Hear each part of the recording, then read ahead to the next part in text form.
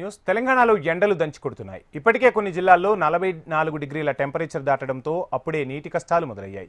ఇక రాజధాని హైదరాబాద్ పరిస్థితి మరీ దారుణంగా తయారైంది. సమ్మర్ సీజన్ ప్రారంభం నుంచే నగరవాసులు నీళ్ల కోసం పడరాని పాట్లు పడుతున్నారు. నగరంలోని అనేక ప్రాంతాల్లో బోరుబావులు ఎండిపోతుండటంతో నీటి ఎద్దడి ప్రారంభమైంది. భూగర్భ జలాలు సైతం మరింత కిందకు పడిపోవడంతో రానున్న రోజుల్లో పరిస్థితి ఎలా ఉంటుందో అని ఆందోళన వ్యక్తమవుతోంది.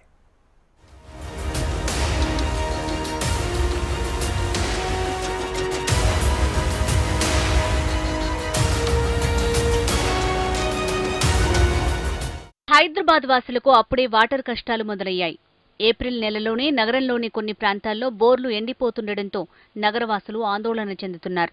ఇప్పుడే ఇలా ఉంటే ఇక మే, జూన్ పరిస్థితి ఏంటని నగరవాసులు ఆందోళన చెందుతున్నారు. వేసవి ప్రారంభం నుంచే నీటికి కటకట ఏర్పడుతుండటంతో ప్రజలు తీవ్ర అవస్థలు పడుతున్నారు. కొన్ని చోట్ల బోర్ మోటార్లను మరింత కిందికి దింపితే గాని నీళ్లు రాని పరిస్థితి. మరికొన్ని బోర్లు మాత్రం పూర్తిగా ఎండిపోవడంతో వాటర్ ట్యాంకర్లకు ఫుల్ డిమాండ్ ఏర్పడింది.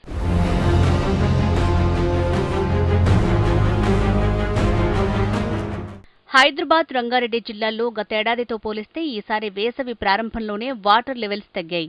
ఈ రెండు జిల్లాలతో పోలిస్తే మేడ్చల్ జిల్లాలో పరిస్థితి కొంత మెరుగ్గానే ఉంది.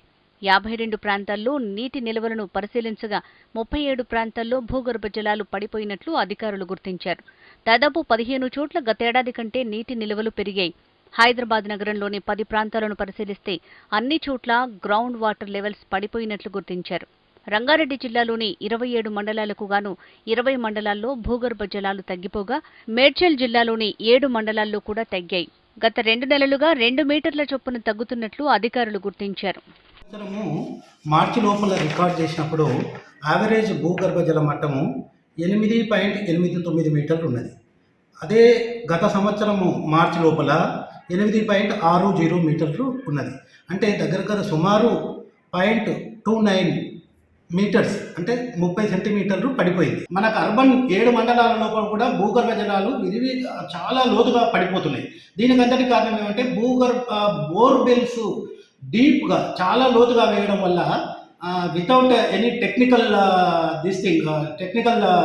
రిపోర్టు వాళ్ళు ఒక్కొక్కసారి 1400, 1500 ఫీట్లు వేయడం వల్ల ఈ భూగర్భ జలాలు 1500 ఫీట్ నుంచి డ్రా చేయడం వల్ల భూగర్భ జలాలు లోతుకు పడిపోతున్నాయి.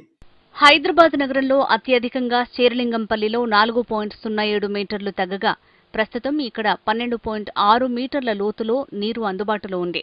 ఇక గండిపేట్, రాజేంద్రనగర్, ఇబ్రహీంపట్నం, హయత్ నగర్, సరూర్ నగర్, చార్మినార్, చాంద్రాయనగుట్ట, అమీర్పేట్, ఉప్పల్ ప్రాంతాల్లో 2 నుంచి 4 మీటర్లకు నీటి లెవెల్స్ పడిపోయాయి.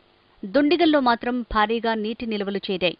అయితే చాలా చోట్ల భూగర్భ జలాలు తగ్గుతుండటంతో బోర్లు ఎండిపోతున్నాయి. హైదరాబాద్, రంగారెడ్డి జిల్లాల్లో బోర్లలో మోటార్లను కిందికి దించుతున్నారు. మరోవైపు హైదరాబాద్ మెట్రో వాటర్ అథారిటీకి సంబంధించిన ట్యాంకర్లకు పెద్ద ఎత్తున డిమాండ్ పెరుగుతోంది. సాధారణ పరిస్థితికి ఇప్పటికీ దాదాపు 20 నుంచి 30% అదనంగా ట్యాంకర్లకు డిమాండ్ పెరిగినట్లు సమాచారం.